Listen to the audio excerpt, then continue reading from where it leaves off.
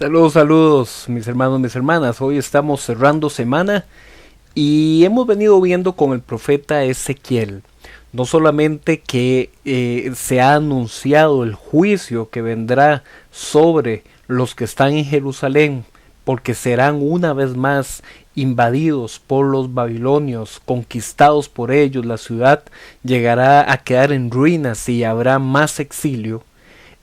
Se ha venido también explicando cuáles son los motivos profundos que tienen que ver con eso, sino que en este bloque que vamos a reseñar hoy, que son los capítulos del 25 al 28 de Ezequiel, nos encontramos una situación que podría ser un intento de identificar que las otras naciones entonces sí hacen las cosas bien.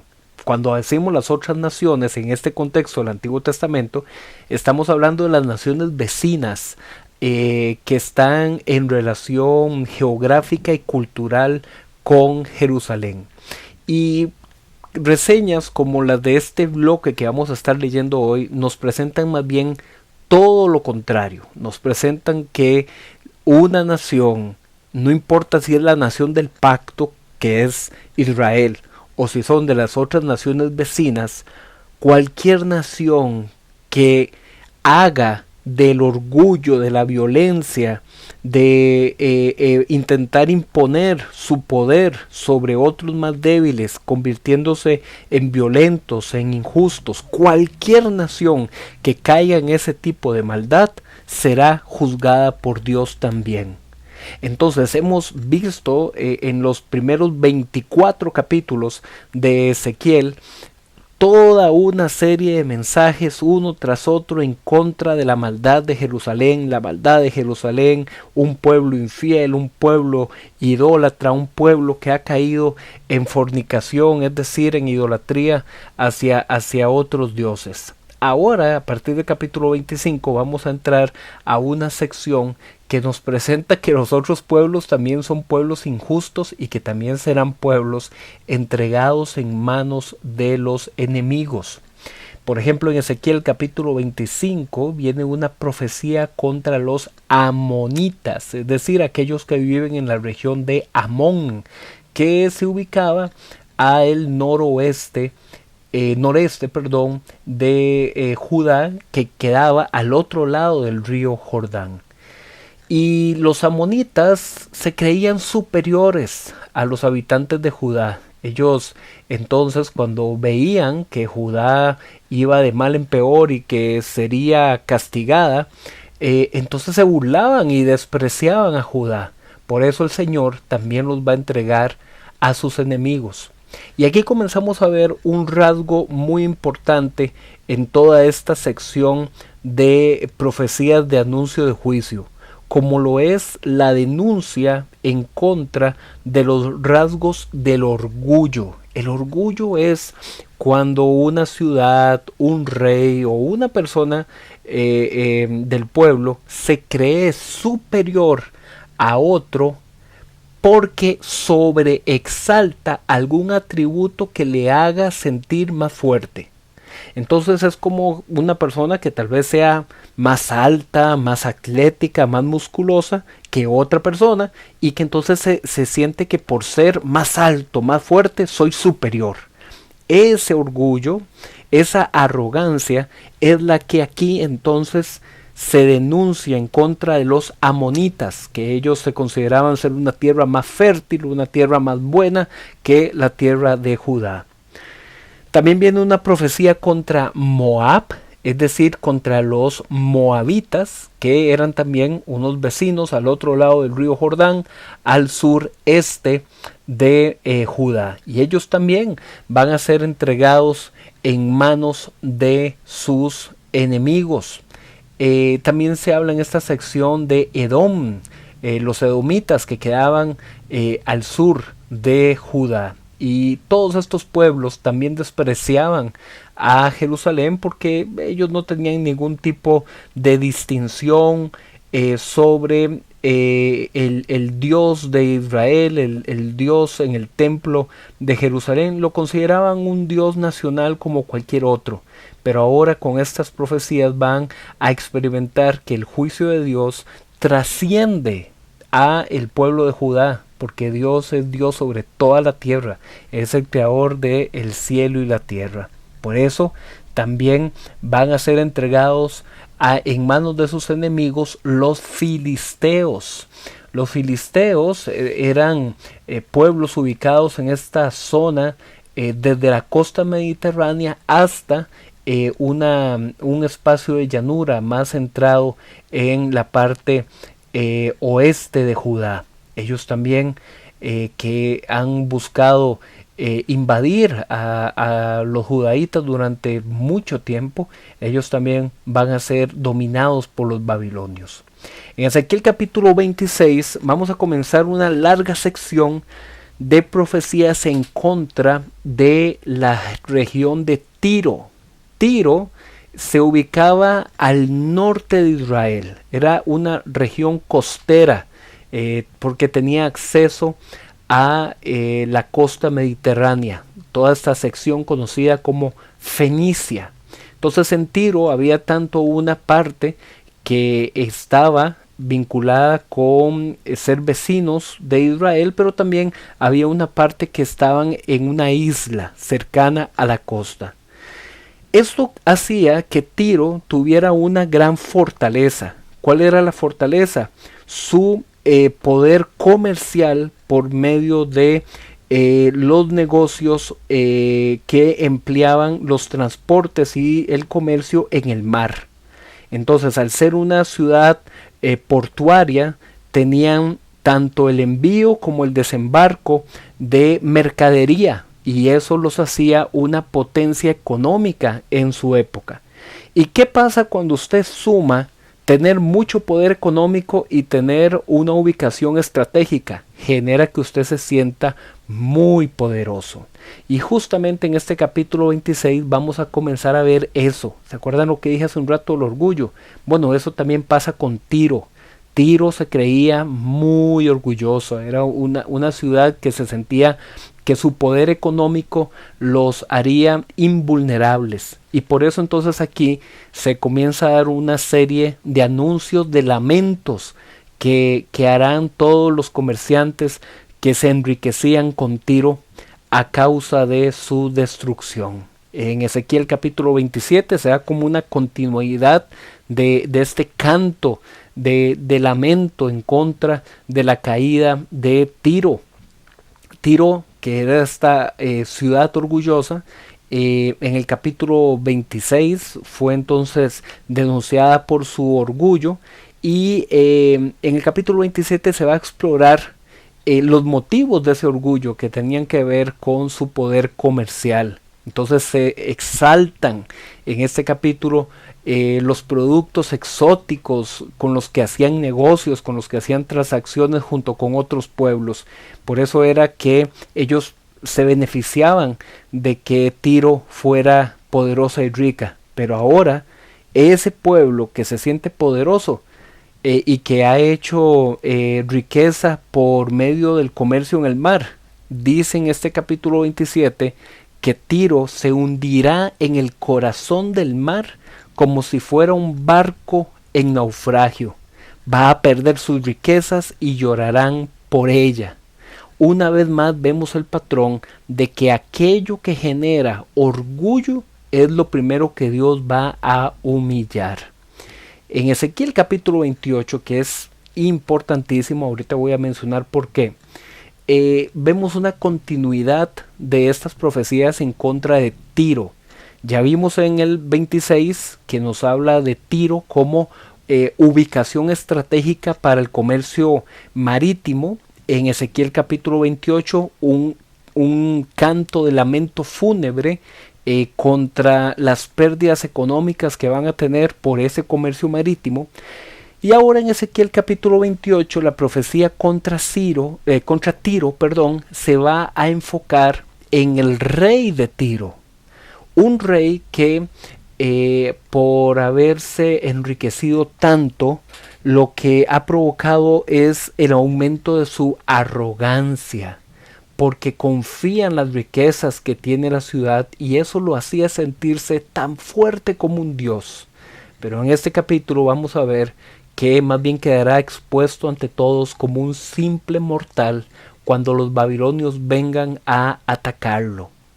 Entonces se presenta un primer y segundo canto fúnebre que se entona en contra de este rey de Tiro. Y esto de los cantos fúnebres era una forma de anunciar la muerte de un rey poderoso que aún se encontraba gozando de poder y buena posición. Ezequiel presenta a este orgulloso rey de Tiro como si se tratara de el primer hombre, del modelo de la perfección, viviendo en el jardín de Dios, cubierto de joyas y designado por Dios como un querubín protector en su santo monte. Todo esto corresponde a lo que se conoce como un lenguaje hiperbólico. ¿Qué significa eso? Que es un lenguaje de llevar algo hasta su extremo.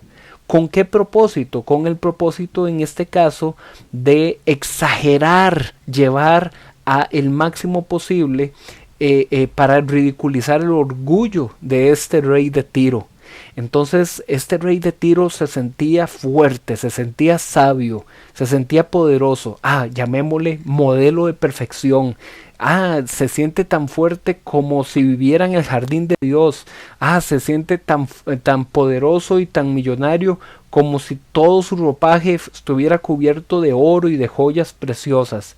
Entonces todo esto es un lenguaje hiperbólico, un lenguaje exagerado, un lenguaje extremo, que lo que busca es causar una impresión en el oyente de algo ridículo, porque todos sabemos que nadie, por más fuerte que se crea, es así de perfecto. Es como que nosotros pongamos a decirle a alguien en la actualidad: usted, fulano de tal, que es el más fuerte, que es el más inteligente, ¿quién como usted? Nadie se compara con usted. Entonces toda esta forma, el lenguaje exagerado, era justamente un canto fúnebre, era una forma irónica, una forma retórica de comenzar entonces a ridiculizar eso que volvía orgulloso al rey de Tiro. Por toda esta riqueza acumulada con el comercio, este rey entonces se convirtió en alguien violento, en alguien practicador de la maldad, del pecado. Y esa es la clave de este pasaje para entonces identificar el contraste. Por un lado, él se cree un Dios, pero por otro lado, el verdadero Dios le dice: tú vas a ser arrojado en tierra. Que ese es un simbolismo para referirse a la muerte. Cuando uno lo arrojan a la tierra es cuando se muere, probando así que todo su poder en realidad era una fantasía, porque es débil como un hombre mortal delante de otros más fuertes que son los babilonios. Y aquí quiero hacer como un paréntesis, ¿ok? Para explicar algo importante respecto a este capítulo 28 de Ezequiel. ¿Cuál es este paréntesis? Vean, metodológicamente, lo que nosotros hemos intentado cubrir con estas reseñas de los bloques de los capítulos bíblicos es poder explorar una presentación de lo que el texto dice. Y evidentemente cuando exploramos lo que el texto dice, pues vamos a hablar del contexto histórico, del contexto cultural, del contexto religioso. Y entonces vamos a explicar lo que hay alrededor del pasaje para mostrar una propuesta de mejor comprensión. Eso es lo que hemos venido haciendo durante todo este proceso de lectura cronológica. Pero evidentemente hay algo que se ha dado a lo largo de los siglos de las iglesias cristianas, de las diferentes denominaciones de las iglesias cristianas, que es que un mismo pasaje puede ser entonces sometido a diferentes perspectivas de lectura que entonces van a generar diferentes perspectivas de interpretación. Este pasaje que acabamos de leer, que es una denuncia en contra del orgullo de la zona de Tiro, la región de Tiro y el rey de Tiro, algunos después, con el paso de los siglos dentro del cristianismo, han intentado identificar en esta sección de este capítulo una alusión a la caída de Satanás. Entonces de esa forma ellos no se limitan a decir, es una profecía contra el rey de Tiro, que es lo que el texto indica, sino que intentan darle un sentido de interpretación más profunda y decir que aquí realmente la Biblia habla de una cosa, pero también está hablando de la otra. Y aplican una metodología de entonces ver en este Antiguo Testamento alusiones a lo que sería otros elementos que se van a interpretar en el Nuevo Testamento. Bueno, cuando lleguemos al Nuevo Testamento vamos a ver que eso va a suceder en algunos pasajes, pero no sucede siempre en todos los pasajes. Por eso es que ellos aquí, quienes lo interpretan de esa forma, donde ven que dice, tú te creías un Dios, tú estabas en el Edén, tú eras un querubín protector, ven en todo ese tipo de lenguaje una alusión a Satanás como representado en el Edén y expulsado del Edén hacia la tierra. Bueno, eso no lo vemos en ningún lugar en el texto. No hay una evidencia textual o una alusión literaria directa para considerar que este pasaje tenga que ver con una referencia a otros personajes que no han sido mencionados, porque en todo el libro de Ezequiel lo que hemos visto es que la maldad y el pecado del pueblo es producto de su perverso corazón, de que se han desviado de Dios, de que han sido infieles. En ningún lugar de todo este libro y en la mayoría del Antiguo Testamento no hemos visto una justificación de un poder oculto, un poder satánico detrás de los reyes enemigos de Israel. No, eso no es lo que el texto ha dicho. Así es que evidentemente respetamos esas diferentes perspectivas de lectura y de interpretación, pero a la vez que se respetan también se tiene que señalar que no hay evidencia consistente para considerar de que sean la mejor posibilidad de interpretación. Pero evidentemente eso ya le queda a cada uno de ustedes querer profundizar más en esas otras perspectivas. Por lo pronto nosotros nos limitamos a decir aquí el texto lo que dice, y en su contexto general a lo que se refiere es a un canto de denuncia en contra del orgullo del rey de Tiro, que históricamente se puede asociar a la figura del rey conocido como Et Baal, por si gusta buscar más información al respecto.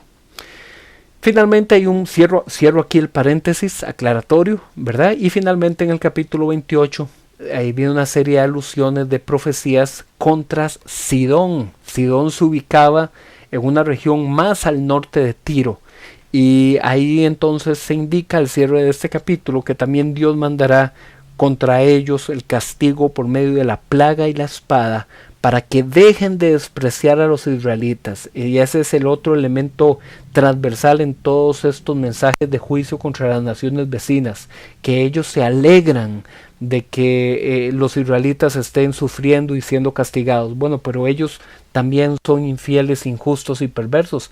También su castigo va a llegar. De manera general, entonces, este pasaje nos presenta que el juicio en contra de Jerusalén de ninguna forma significa que Babilonia, Tiro, Egipto, cualquier otra nación sea entonces automáticamente consideradas como buenas delante de Dios. No, Dios juzga a todas las naciones. Su justicia tiene que ser un motivo de respuesta delante de todas las naciones, de todos los reyes, de todas las potencias económicas, no importa quién. Ninguno debe sentir que su orgullo y su fuerza pueda quitarle el lugar de mayor adoración que solamente lo tiene Dios. Pero bueno, mañana arrancamos semana y vamos a seguir con el profeta Ezequiel. Nos vemos.